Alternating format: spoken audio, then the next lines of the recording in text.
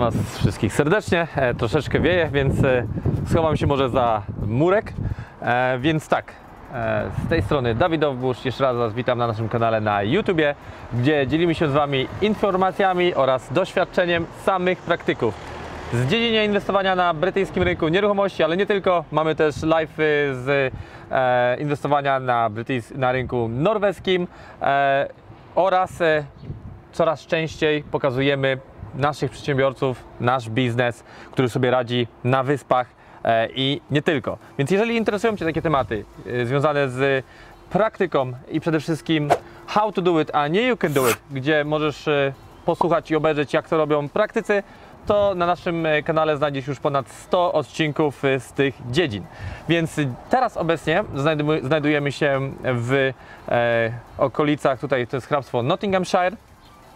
Jesteśmy dzisiaj u Jana Pająka i będzie wiele ciekawych tematów poruszonych, a między innymi znowu będzie, a nie mówiłem, czyli tak jak uczymy Was na naszych warsztatach, rzeczy, które pomogą Wam w inwestowaniu, zmniejszą Wam koszty remontów, pomogą Wam w wynajdowaniu okazji inwestycyjnych, w dobieraniu odpowiednich wykonawców. Mamy, tak jakby nie patrzeć, aż 2 dni tych warsztatów. Tak, słuchajcie, no po to robimy, żeby się do tego stosować. To wszystko pochodzi nie z teorii, ale przez to, że przez to sami przeszliśmy, czyli ze zwykłej, czystej praktyki. Niestety to, co często mówię, czego nie robić, nie słuchać znajomych, którzy nie mają doświadczenia, wujków dobra rada. Tutaj, chociaż jest dom świetnie zrobiony, w tym wypadku no, te koszta poszybowały do nieba. Jak się mówi, sky is the limit, tak? To przesłanie jest takie, że możesz wszystko w życiu osiągnąć. To w tym wypadku cena remontu też jakby było to właśnie sky is the limit. Jan nie będzie miał nic przeciwko, zaraz do niego tutaj dołączymy. Poza tym dowiemy się, jak zaczął inwestować na brytyjskim rynku nieruchomości i parę tipów na pewno związanych z remontami, co można zaoszczędzić. Dla przykładu, wiele jest tutaj w Wielkiej Brytanii regulacji, które można też, rzeczy, które można zrobić po naszemu, też będzie dobrze, a gdybym ja miał taką wiedzę, jak ja mam dzisiaj, to choćby na budowaniu mojego osiedla zaoszczędziłbym 40 000 funtów, tak? Więc dużo jest takich rzeczy, których człowiek po prostu nie wie i zwyczajnie przez to traci. Zapraszam Was do środka. Więc widać od razu naszą tutaj nutkę, drzwi, od razu widać, że nietypowe. Rozejrzyjmy się dookoła, jest już... Witam. Jest już Jan, więc widać od razu na wejściu już nie tutaj po lokalnemu. Można? Tak, tak, zapraszam. Wejdźcie przodem. Więc na samym starcie, tutaj jest echo, może przejdziemy dalej. Na samym starcie, zobaczcie, już widać, że są nasze tutaj akcenty, grzejniki, które od nas podpatrzyłeś. Wiesz co, tak. No ale bardzo dobrze, o to właśnie chodzi, tak? Grzejniki, kolory. Właśnie o to chodzi, jak coś działa, coś się sprawdza, to trzeba po prostu to instalować, tak? Już na samym wejściu, drzwi, korytarz, jest od razu efekt wow, jak się człowiek tego wchodzi do tej Tak, nieruchomości. powiązanie jednak białego z tym grafitowym robi wrażenie. Więc wszystko wykończone na połysk, więc Jan, może zaczniemy, zanim przejdziemy do jakichś pikantnych tutaj tematów. Ja tylko chcę powiedzieć, że sam wiele błędów w życiu popełniałem, jeżeli chodzi o remonty. Mój pierwszy remont w życiu, uwaga, wydałem ponad 20 000, a potem przez 2 lata kolejne wydałem drugie 20 000, bo po prostu był tak zrobiony, że wszystko było do poprawki. Były źle położone płytki, które popękały, musieliśmy położyć jeszcze raz, masa wycieków. Więc co chwilę trzeba było robić, wykuwać sufit, szukać przyczyny, naprawiać te rury, więc ta hydraulika była źle zrobiona. Piec, który był po prostu byle jakimś piecem, składakiem bezimiennym, który się zepsuł, nie był na żadnych gwarancjach i po prostu był do wyrzucenia po 2 latach. Nowy piec musiałem wymienić po 2 latach. Wykładziny, najtańsze, najgorsze, bez podkładu, starły się i chyba już musiałem po roku wszystko też wymieniać, tak? Wykładziny w całym domu. To trochę podniosłeś mnie na duchu. Ogólnie mój pierwszy remont był taki, że to była jedna wielka porażka ale nie załamałem się. Robiliśmy dalej, tam nawet jeszcze gorsze rzeczy, jak sobie przypomnę. Mieliśmy nawet taką sytuację, że nawet była powódź tam dosłownie dwa razy. Powódź się po prostu gdzieś tam wyciekało, ktoś mieszkał na parterze, zalało mu cały pokój. Innym razem gdzieś tam pękła rura przy umywalce, zalało cały dom, lała się przez całą noc. I to wszystko po prostu no, zrobione nie przez fachowców. Tak. Podobną historię tutaj przechodziłeś, ale ja przez to przeszedłem i zrobiliśmy jeden błąd na remoncie, później był inny błąd na drugim remoncie. Dzisiaj ja śmiało stwierdzę, że na wszystkich projektach przynajmniej powyżej 100 000 funtów jestem do tyłu, tak? Ale nie jestem w stanie policzyć, ile jestem do przodu. Tak. O to, co już się nauczyłem i czego już nie powtarzałem, tak? No to byłoby razy 10 prawdopodobnie. Więc nie ma co się tutaj dołować. Ważne, że jest nieruchomość skończona, jest na piękny Polskę. Rozgadałem się. Zacznijmy od Ciebie, Janek. Powiedz, jak się zaczęła Twoja w ogóle tutaj przygoda z nieruchomościami? Czym się zajmujesz? Przygoda zaczęła się, tak jak już tam wspomniałem kiedyś, kupiłem dom residential z bratem w sumie na spółkę. Chcieliśmy go zrobić jako biznes, ale jednak zmieniliśmy zdanie. Odpuściliśmy temat. No i później właśnie z czasem gdzieś tam założyłem Twoje filmiki na YouTubie, które tak zaczęły przyciągać moją uwagę. A pierwsze wrażenie, pierwszy filmik? No właśnie, pierwszy filmik stwierdziłem, no kolejny jakiś Polaczek coś tam bajeruje, coś kombinuje. Jakaś ściema. Jakaś ściema, dokładnie. No ale właśnie tak jak mówię, no, że obejrzysz raz, później gdzieś tam znowu coś widzisz i tak zaczęło to wciągać, że jednak coś z tego, coś w tym prawdy musi być. I tak później Was odwiedziłem na szkoleniu, na spotkaniu w sumie Asbiro i rok temu ponad w sumie byłem na szkoleniu jednodniowym u Was też. Dużo cennych rad? Tak, z których w sumie nie skorzystałem, no ale... A dzisiaj zrobimy tego podsumowanie, tak? Ile kosztowało niekorzystanie z tych rad? Ile mogło zostać w kieszeni tak naprawdę, tak? Myślę, że dużo mogło zostać. Więc tak, mamy jakby nie patrzeć fajnie zrobioną nieruchomość, tak? Tutaj jest hrabstwo Nottinghamshire. Tak. Powiedz mi, kto był tutaj sprzedającym? Tutaj dom był z agencji, kurczę, już nie pamiętam nazwy. Pośrednik był. Tak, pośrednik. Z tego co się orientuję, dom był 5 lat w sumie stał pusty. To trochę, no. Jest z tego co sąsiedzi mówili. No dlatego był w takim stanie jaki był, czyli przeciekający dach, woda, która płynęła właśnie po klatce schodowej, można powiedzieć. Czyli to był, ktoś po prostu zmarł i to był dom może w spadku? Właśnie nie, dziwne, bo ta osoba się wyprowadziła do kogoś tam, co poznała, a ten dom stał po prostu pusty. Czyli to nie jest żaden dom po jakiejś babci? Nie. Okej, po prostu ktoś sobie znalazł jakąś miłość życia i porzucił ten dom. Dokładnie, chyba I tak nic nie zrobił. Tak to wyglądało, no. A można było zrobić cokolwiek, odremontować drożej, sprzedać, bądź odświeżyć, zrobić, wyremontować, wynająć. Ale no wilk ma zawsze wielkie oczy, albo ludzie się zwyczajnie boją ciemnego lasu, tylko dlatego, że nie znają. Tak, nie znają się tym, co szli, to... Tak, znaczy miał być strach, ma wielkie oczy. Tak. Więc jak człowiek rozwija się w danym kierunku, rozmawia z praktykami, z ludźmi doświadczonymi, spotyka się, ogląda projekty. My też robimy co ponad 2 miesiące wycieczki dla naszych absolwentów na naszych projektach. To już mniej z tym stresu ma, bo jest tak naprawdę do kogo zasięgnąć wiedzy. I gdyby takie osoby się interesowały tematem, to na pewno by lepiej wygospodarowały ten dom niż to zrobiły. No bo jakby nie patrzeć, pewnie kupiłeś tę nieruchomość taniej. Tak, zapłaciłem za ten dom w sumie 84 000. Co mnie cieszy, że wycena jest fajna. I wycenicie na ile? Jedna osoba z agencji powiedziała, że wartość tego domu może być w granicach 175. Bardzo ładnie, czyli ponad 180 000. nawet 180, tak. Czyli ponad 2 razy tyle. Więc... To nawet że wyszedł Ci remont tak drogo, o którym porozmawiamy na sam koniec, to jednak jest plus tego, że jest wysoka wycena. Chociaż gdybyś obniżył koszta tego remontu, to jakby nie patrzeć przy refinansowaniu, przy tym słynnym remortgage'u, gdy będziesz wyciągał kapitał na kolejną inwestycję, więcej byłoby w kieszeni, tak? Dokładnie, tak by było. Niestety. No ale tak. Ale człowiek się uczy, tak jak mówisz, no człowiek się uczy całe życie. Okej, więc co? Co idzie do góry, tak? Przejdziemy się obejrzymy zapraszam. nieruchomość, tak?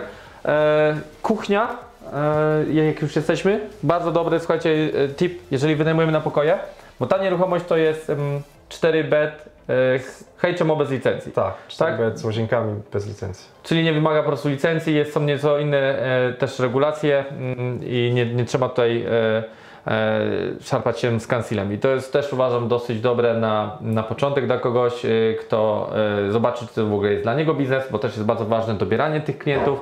Na tą chwilę dopiero skończyłeś remont, już masz wynajęte 2 pokoje, tak? Tak, mam tutaj dwie osoby. Jedną dziewczynę i chłopaka, są to Anglicy. I jaki koszt tygodniowo za pokój Za płacą? pokój płacą 120 funtów tygodniowo, Każdy z nich. każdy z nich, tak. Okej, i teraz jeszcze 2 pokoje zostały. Jeszcze 2 pokoje zostały. I udało Ci nawet wynająć w czasie lockdownu, tak? Tak, dokładnie. I to jest, słuchajcie, piękne, bo w Polsce nadal pewnie tak myślą, że Polacy w Wielkiej Brytanii za granicą to są zmywaki. Byłem landlordem. A tak naprawdę świetnie sobie rodacy tutaj radzą. Jesteśmy na podium, jeżeli chodzi o otwieranie biznesów w Wielkiej Brytanii. Jesteśmy w pierwszej trójce. Pierwsi są Irlandczycy, drudzy są Chińczycy, trzeci są Polacy. Poprawcie mnie, jeżeli to się zmieniło. To są dane, kiedy kiedyś sprawdzałem, to było taki artykuł właśnie przez The Economist. Ja też słyszałem o Rosjaninach jeszcze coś, ale to nie wiem, czy tutaj, czy po prostu... Rosjanie też sobie dobrze radzą, tak. w szczególności w Stanach. Chyba w Stanach są na pierwszym, ale też tam w Stanach też są Polacy w czołówce. I my tu pokazujemy tak naprawdę, jak sobie rodacy świetnie radzą.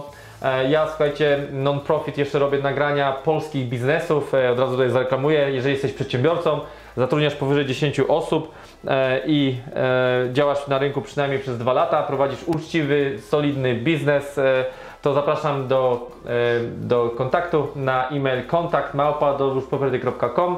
Z chęcią przyjedziemy, nagramy. Koszt takiego filmu, gdybyście brali zewnętrzną firmę, to może sięgać nawet 3000 funtów. My mamy sprzęt, mamy załogę, ja to wszystko opłacam, chcę po prostu promować też polski biznes, żeby ruszać tutaj na naszą Polonię jak najszybciej i żeby ta przedsiębiorczość nam tutaj kwitła, co uważam już się wydarzyło, że już to dobrze działa. Teraz widać to też po naszych spotkaniach, na które przychodzi po kilkaset osób. Teraz po prostu trzeba o to dbać, trzeba to utrzymywać, bo to, że teraz Ty zrobiłeś świetną nieruchomość, nie jest koniec. Bo teraz o tą nieruchomość trzeba dbać. A jest powiedzenie, pańskie oko konia tuczy. I jak się o nieruchomości zapomni, to wystarczy, że przyjdzie jeden zły lokator, później się wyprowadzi, ten dom będzie brudny, poniszczony, wprowadzi jakąś kulturę niesprzątania w kuchni i zaczną się wyprowadzać ci dobrzy lokatorzy, a będą się wprowadzać tacy, którzy tak naprawdę mniej przykładają w ogóle uwagę do tego, co się dzieje w domu i dom będzie niszczał, tak? Więc po prostu nieruchomości na bieżąco sprawdzamy, poprawiamy i pilnujemy, żeby była ta wysoka jakość. Ja Wam powiem z mojego doświadczenia, z mojej historii, jak ja zaczynałem z pierwszymi nieruchomościami, znałem naprawdę dużo też takich polskich landlordów, już z dużym doświadczeniem. Dzisiaj oni wszyscy albo już się wyprzedali, albo są w trakcie wyprzedawania. Dlatego, że właśnie nie prowadzili tych nieruchomości, nie zadbali o to, żeby był cały czas maintenance, żeby była dobra obsługa, jeżeli chodzi o wynajem. Zrobili, wyremontowali, zapomnieli, oddali do agencji i koniec. I koniec tematu. Nie twierdzę, że wszystkie agencje są złe, ale jakby nie patrzeć, nikt tego nie dopilnuje w taki sposób, jak Wy to zrobicie sami. To co, przejdziemy? Tak, chodźcie teraz do góry. Tutaj góry jest, chyba że jeszcze pokój pokażemy, byliśmy tutaj? Tak, pokażemy. Tu jest pokój. Każdy z pokoi ma 8 m2, ma łazienkę, smart TV, meble, łóżko. To już kiedyś też wspominałem, taki tip dla Was, jak robicie najem, jeżeli to jest na pokoje, to zalecam Wam, żeby dawać pokrowce na materac, tak? Bo materace jednak trochę kosztują i zawsze lepiej, jakby on wyglądał jak najświeższy. Pokrowiec tutaj dużo załatwia. Dobry, konkretny pokrowiec można też kupić w zwykłej Ikei i kupować jak najdroższe materace. No, na materacach nie oszczędzajcie, jeżeli lokator będzie się wysypiał, będzie dobrze spał, będzie długo mieszkał. Ważne jest to, żeby doprowadzić nieruchomość do takiego stanu, żeby było jak najmniejszy stres w użytkowaniu tego domu. Czyli już na przykład bardzo dobre jest to, że masz 4 lodóweczki Tak. w kuchni i nikt nikomu nie będzie kradł jajek. Tak? Na przykład No. omega. A takie rzeczy się zdarzają, że ktoś, w szczególności mężczyźni, ja pewnie też bym miał być może z tym problem, jakbym rano wstawał i robił śniadanie, wezmą komuś właśnie jakieś produkty, no i potem dzwoni ktoś inny i mówi: panie Janku, Ktoś mi zabrał jajka. gdzie są moje jaja? A pan Janek mówi: no poszukaj, a znajdziesz, tak? Więc takie rzeczy się zdarzają, takie telefony, tak. No my mieliśmy różne cudne telefony, jeżeli chodzi o lokatorów, więc po prostu wystarczyło zmieniać układ tego wszystkiego w taki sposób, żeby zaradzić przyszłym takim sytuacjom. Bo to są rzeczy, które cały czas się powtarzają. To są inni ludzie, inne miasta, inne domy, ale te same historie. Tak, to nie są to jakieś duże koszty takiej lodówki, nie? A Tak. jednak jest to wygoda dla jednej, drugiej. I odchodzi konflikt od razu, tak? Bo jak ktoś będzie święta, ktoś narobi więcej produktów, puśćmy ich przodem, ktoś narobi więcej produktów, jest wspólna lodówka, to może być potem konflikt, że drugiej osobie nie starcza na przykład miejsca, tak? Tutaj u góry mamy living room. Kiedyś to była łazienka, mały pokoik. Za drzwiami jest kombi boiler plus baniak 300-litrowy na wodę, więc myślę, że w każdej łazience nie powinno być problemu z ciśnieniem. Okej, więc zrobiłeś tak, 4 łazienki, 4 pokoje, Tak. kuchnia, ogród. Zapomniałem o ogrodzie. To co, Tak. jeszcze na sam koniec może zajdziemy na ogród, albo zajrzymy może z góry, co? W ogrodzie też było trochę pracy. Widzę, że już płoty wymieniłeś. Tak, mieliśmy ogrodzenie, wyrównaliśmy teren. Teraz tylko po prostu musimy dokupić trochę kamienia, posypać trawy I to ciekawe, masz jeszcze takie belki, widzę, dookoła. Tak, to są podkłady kolejowe, które w sumie robią efekt. Nie były to jakieś duże pieniądze, więc Wystarczy to co, jakimś karczerem jeszcze tylko tak, oczyścić, tylko po prostu myślę, że wyczyścić, może czymś zamalować. polakierować czymś ewentualnie, jeżeli taka potrzeba. Tak. To przetrwa tak. lata na pewno. Bo Jest naprawdę dużych rozmiarów ogród. Czy pamiętasz już, jaki koszt poniosłeś na zrobienie samego płotu i ogrodu? Wiesz co, Do tego momentu? panele gdzieś w granicach 600 za postawienie płotu. Ale robocizna, tak? Sama robocizna, tak. Panele gdzieś w granicach, już nie pamiętam, ale gdzieś do 1000 mi się wydaje, że się zmieściłem. Większość czasu w sumie ja to poświęciłem w ogrodzie na wycięcie tych drzew, które były, wyrównanie tego terenu. Czyli zarośnięty był cały, tak? Tak, to była taka mała dżungla. Okej. Powiedz mi teraz tak, teraz tutaj zatrważająca kwota. Ile wyszedł Cię ten remont? To tak, remont wyszedł ogólnie z poprawkami, które były chyba po parę razy robione. Myślę, że w granicach 80 000. 80 000. Okej. I teraz przejdziemy na przykład po kolei. Ile zapłaciłeś za elektrykę? Elektryka to był koszt w granicach 9000 funtów. To tutaj jest spokojnie przepłacone, bo ja na przykład za 5 bet HMO, gdzie my musimy dawać alarmy, mamy centralę, mamy do tego, nie jak u Ciebie, że łazienki mają wodę z tanka, mamy też elektryczne podgrzewacze wody, część łazienek jest po prostu z kombi boilera, część jest elektryczna, to my za większy projekt plus kamery dookoła, sporo więcej, zapłaciliśmy za to 6000 funtów. Kiedyś to było taniej.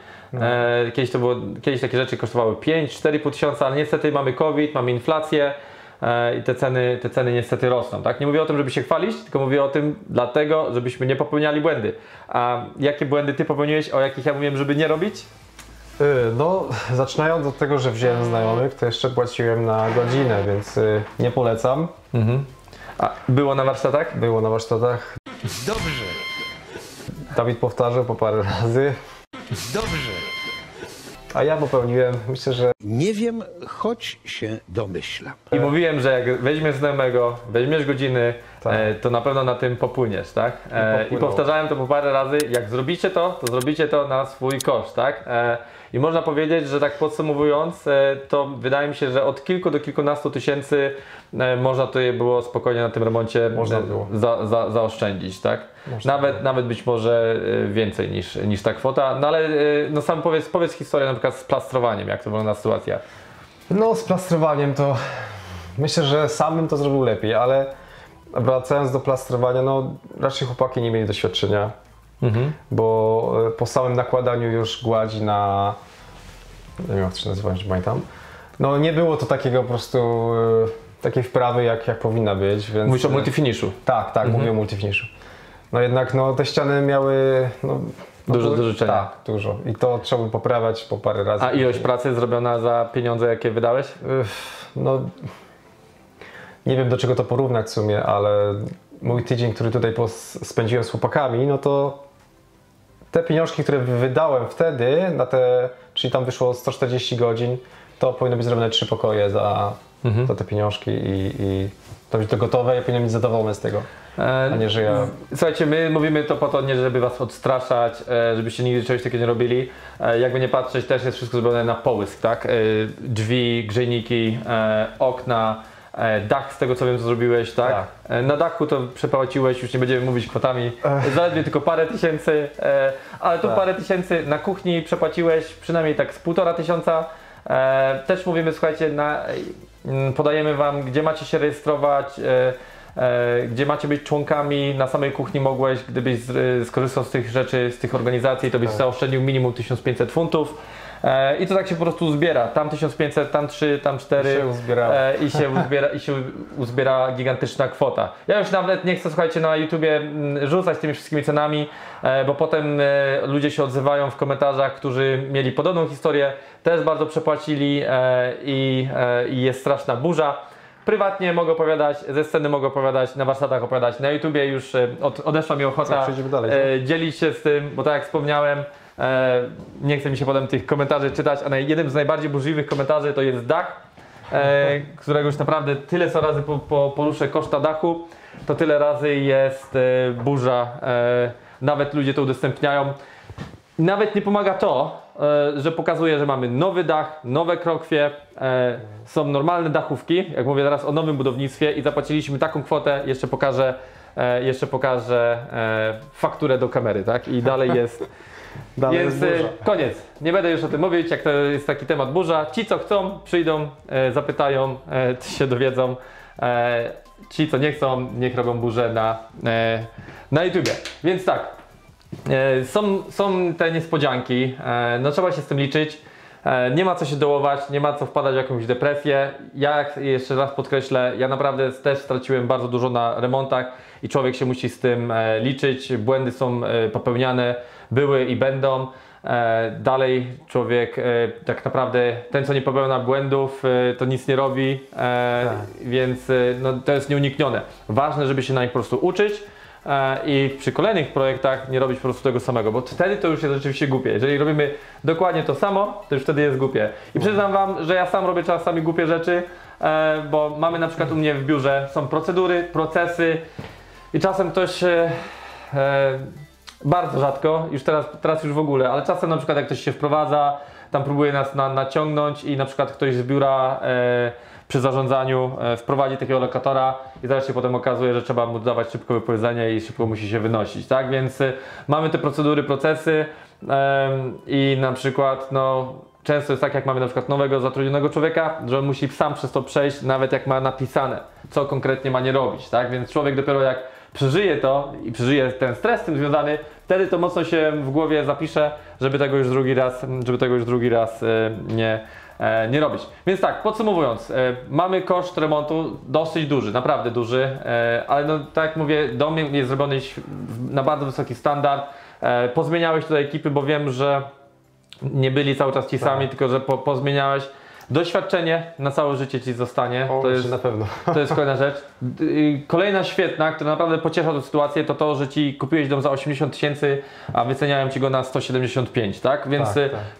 przy remortgage'u możesz sobie policzyć. Kupiłeś go też na kredyt, tak? Tak, to już na kredyt. Okej. Więc często ludzie nie wiedzą, jak działa ten remortgage. Szybko Wam tylko opowiem, żeby nie zabierać tutaj za dużo czasu.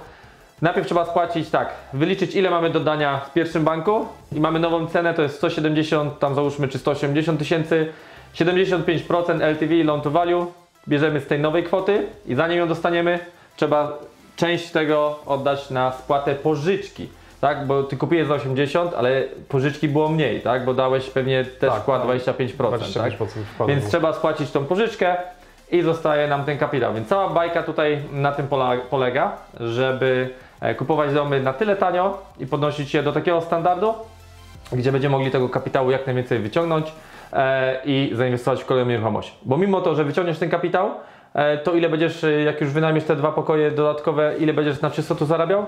Miesięcznie gdzieś w granicach 1200. 1200 na czysto. Powinno być, Po tak. odliczeniu kredytu, Tak. prądu, wody, gazu, council taxu, tak? I internetu. Tak, myślę, że w tych granicach. I tak naprawdę możesz szybko policzyć. Razy 12 miesięcy, razy 10 lat, tak? Odjąć od tego, załóżmy raz na 2, raz na 3 lata.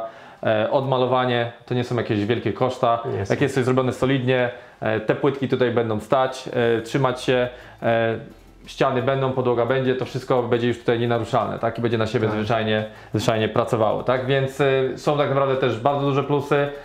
Wiele rzeczy zawsze można zrobić inaczej. Człowiek też jest mądry po szkodzie. Ważne, tak jak wspomniałem, żeby się uczyć na przyszłość. Plany na przyszłość? Plany przyszłość? No na pewno otwieram spółkę, żeby po prostu dalej działać w tym kierunku. Teraz robić remortgage, wyciągnąć kapitał, kupić kolejny i tak do przodu. I co z etatem? Z etatem, no właśnie też chcę zrezygnować za jakiś czas, to kwestia tylko czasu, myślę, że Bo Ty teraz pracujesz przy... pracuję w firmie, która zajmuje się produkcją mebli, pracuję na stanowisku przy segregacji właśnie materiałów, lekka praca, 8-godzinna. I już nie chcesz tam być dalej, tak? Myślę, że nie, no ileż można siedzieć na fabrykach. Trochę też na zdrowie nie przekłada się? Tak, no właśnie też chcę wrócić po tym właśnie remoncie już na siłownię, bo to jednak też najważniejsze zdrowie, bez tego człowiek długo nie pociągnie. No my robimy takie wycieczki, to też Cię zapraszam, jeżeli masz ochotę, ale to zawsze są wycieczki w środku tygodnia, odkrywamy tutaj piękne strony Wielkiej Brytanii, robimy takie trasy po kilkanaście osób i mamy w planach, jak tylko się skończy lockdown, robić takie grupowe wypady dla absolwentów. Super No, sprawa, fajny, słuchajcie. Fajny pomysł. Fajny Super sprawa, robimy teraz takie wypady raz w tygodniu, ale to jest tutaj ściśle rodzina i osoby z bliskiego otoczenia plus osoby z biura, a zamierzam właśnie robić, już to przełożyć na absolwentów, żeby robić takie fajne grupowe pikniki, więc szykujcie dobre buty, jak macie ochotę pozwiedzać piękne tej strony. Trasy robimy takie najmniejsze tam od 6-7 km do kilkunastu kilometrów, więc każdy odpowiada za siebie, tak? To nie jest wycieczka zorganizowana, my podajemy tylko miejsce, spotykamy się gdzieś w połowie trasy, bądź po 2/3 trasy robimy jeszcze piknik taki wspólny. Świetna, słuchajcie, atmosfera, gorąco polecam. Tak naprawdę ja z tego największą czerpię przyjemność właśnie z ludzi, którzy nas otaczają, z tego jak spędzamy razem czas, z tych naszych spotkań, gdzie się widujemy, słuchania takich właśnie historii jak Twoja. Jakby nie patrzeć, wiesz, no zrobiłeś coś, wiadomo są jakieś błędy, tak, ale jednak, wiesz, masz doświadczenie, masz nieruchomość, która na Ciebie zarabia, majątek się powiększa, to życie idzie do przodu, Twoje bezpieczeństwo też rośnie, tak? Tutaj jest przykład drogiego bardzo remontu, no można iść w różnego rodzaju remonty, tak? Tak, Taki można zrobić coś tanio, ale Tak. później Tak, poprawki albo na dochodzą. przykład zacząć robić singulety, bo Ty byś chciał dalej robić HMO, czy może na razie odpocznę, myślę, że... Ale to też zależy, co będzie... Jaka... po prostu- będzie sytuacja? Tak. A myślisz o singuletach też? Też myślę, że o singletach, bo też ludzie szukają singletów, więc myślę, że... I singulet też może być na przykład ciekawą opcją, bo wyremontowanie singuleta to w zależności od tego, jakim jest stanie. Jeżeli jest w dobrym stanie, trzeba go odświeżyć, to waha to się od 5 do 30 tysięcy, tak? Gdzie przy 30 już powinien być dom w środku cały zrobiony, tak? Okna, ściany, elektryka, hydraulika, bez wymiany całego dachu, tak? Mówię tylko o wnętrzu domu. Tak. To już jak jest dom, jest w bardzo złym stanie. HMO, nieruchomości HMO, no to koszty tak średnio są też w zależności od tego, ile jest pokoi, tak? To są koszta między 45 tysięcy do 80. no, przy dużych HMO, przy 6-pokojowych HMO, jak ja mam na przykład, gdzie robimy, wkopujemy się w piwnicę, adaptujemy poddasze, albo zwalamy wszystko i zostają tylko 4 zewnętrzne ściany, no to koszta 105 tysięcy, nawet 110 tysięcy. Teraz będziemy mieć taki gigantyczny HMO, no to tam wyjdzie koszt 150 tysięcy, tak? Więc no to też z tymi kosztami się liczymy i to też trzeba wiedzieć, gdzie inwestować, tak? Też my takie rzeczy mówimy, bo to jest ważne, to nie jest sztuką zrobić byle gdzie HMO, bo potem bank stwierdzi, że to nie jest dla niego zabezpieczenie i nie da wam dobrego remortgage'u, tak? Chociaż będziecie mieć wypełnionego po brzegi, tak? Ale jesteście jednymi z pierwszych i to wszystko fajnie, bo macie wysoki czynsz, macie świetną nieruchomość, świetnie się najmuje, ale bank ją nisko wycenia, bo dla niego to jest duże ryzyko. On nie ma porównania, czy tam kiedykolwiek się jakieś HMO sprzedało, więc to też trzeba wiedzieć, gdzie, co i jak robimy. Więc tak, podsumowując, jeszcze wspomniałem na początku, że powiem na temat tego, jak ja mogłem zaoszczędzić 40 tysięcy funtów. Więc miałem taką historię, jak kupiłem działkę na budowę osiedla, gdzie okazało się po wycięciu buszu tego całego, że na końcu tej działki rośnie roślina, która się nazywa Japanese Knotweed, tak? Specjalna taka roślina, powtórzę jeszcze raz, Japanese Knotweed, możecie to znaleźć na internecie.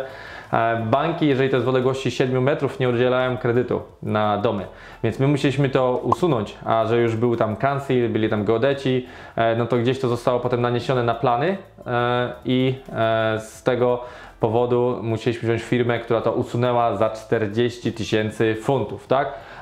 A my z racji takiej, że lubimy pytać, lubimy rozmawiać, pracownicy tam powiedzieli, jakich trzeba po prostu środków użyć. Takie środki możecie tylko dostać u rolnika i dla przykładu po drugiej stronie był płot. Po drugiej stronie płota, przepraszam, była działka kansilu, gdzie te rośliny dalej rosły. My to wszystko tam spryskaliśmy i już nigdy to nie wróciło. Tak testowo, żeby wiedzieć dla siebie. Więc mogę mieć 40 tysięcy funtów w kieszeni, ale no popłynęło. Więc to jest kolejny taki typ, przykład, jak człowiek może czemuś zaradzić, jak wie. Wystarczy tylko informacja. A na środki wydałem 30 funtów. To wydać 30 funtów a 40 tysięcy funtów i jeszcze mi ich zostało, tak? To jest różnica. Więc też takie rzeczy dowiedzieliśmy, kiedy to trzeba podać, jak to trzeba podać. I to jest po prostu jak zwykła, słuchajcie, nie wiem do czego ich tu przyrównać, jak jakaś mafia, słuchajcie, działają, bo tak naprawdę takie informacje mogły być ogólnie dostępne i ludzie sami by sobie mogli z tym radzić, a po prostu robią sobie dodatkowo jakieś tam, nie wiem jakie to są powiązania, ale tak to po prostu tutaj w Wielkiej Brytanii działa. Ja Wam zapytajcie mnie na następnym zjeździe naszych absolwentów na projektach. Raz na 2-3 miesiące robimy te zjazdy. Jak będziecie na zjeździe absolwentów, będziemy na osiedlu, które zbudowaliśmy, to zapytajcie mnie, Dawid, gdzie rosło Japanese Knotweed, za którym to było płotem. I nieważne kiedy tam pójdziemy, zobaczycie, że to już jest wycięte i samo już nie wyrasta, tak? Więc tip jest jak najbardziej właściwy. Inna rzecz, tak? Ty to robisz sam, bo chcesz być, znaczy jesteś, tak? Inwestorem, chcesz się rozwijać w tym kierunku. No ale wiele ludzi potrzebuje, załóżmy, mieszka w Londynie, bądź w Tajlandii, czy gdziekolwiek indziej. My mamy inwestorów tak naprawdę z całego globu już. Głównie to są Polacy, bo robimy wszystko po polsku. Którzy na przykład korzystają z innych usług, tak? Więc można korzystać z usług deal sourcerów, project managerów, ale to jest raczej dla osób, które się nie chcą tym zajmować, wiadomo, to są też większe koszta, tak? Ja mam też firmę, która robi deal sourcing, są osoby, które szukają dla mnie nieruchomości, no ale że zatrudniam więcej ludzi, to po prostu nie jestem też w stanie wszystkich nieruchomości kupować i też te nieruchomości odsprzedają inwestorom. Drugą firmę mam od project managementu, która zajmuje się remontami, tak? Czyli jest osoba, która dobiera ekipy, pilnuje remontu, zna ceny. Sam słyszałeś, jak zadzwoniłem do Asi dzisiaj, jaka była jej reakcja, jak się zapytaliśmy o cenę elektryki, tak? Słyszałem. No Asia nie wie, że była na głośno mówiąca, ale pozdrawiam Asię, ale zareagowała nieco emocjonalnie. Więc można to też w ten sposób robić, tak? I my też świadczymy takie usługi project managementu, możecie napisać na kontakt@dowózproperty.com, gdzie ludzie kupują po prostu dom, nie chcą się nim zajmować, chcą, żeby ktoś wyremontował. My wysyłamy kogoś z biura, ktoś podpisuje odpowiednie umowy, prowadzi taki remont, tak? No a inni robią to sami, ale jak robicie to też sami, to pamiętajcie, róbcie to tak, żeby nikt was nie kiwał, tak? No bo też podawaliśmy strony, Tak. skąd brać wykonawców, jak ich dobierać, jakie umowy podpisywać, ale to jest właśnie jak bierzemy znajomych. Ja też brałem znajomych na początku i powiem wam, nawet 2 razy to zrobiłem. Raz wziąłem znajomych znajomego, a drugim razem od mojego handymana też wziąłem. I był taki pan Janusz, tak miał na imię. I wyobraźcie sobie, kiedy on nie wchodził, kiedy ja nie wchodziłem, to była przerwa i też było na godziny. I była po prostu makabra, bo tam cały czas po prostu był alkohol i nie pomagało nawet to, jak wyrzucałem ludzi z tej budowy. Po prostu no, trzeba się nauczyć, jak tych ludzi dobierać, jak ich brać wykonawców. Więc ja te same błędy na początku popełniałem, nie byłem inny w tym. Jeszcze raz dziękuję Ci, Janek, Również dziękuję, Dawid. za zaproszenie.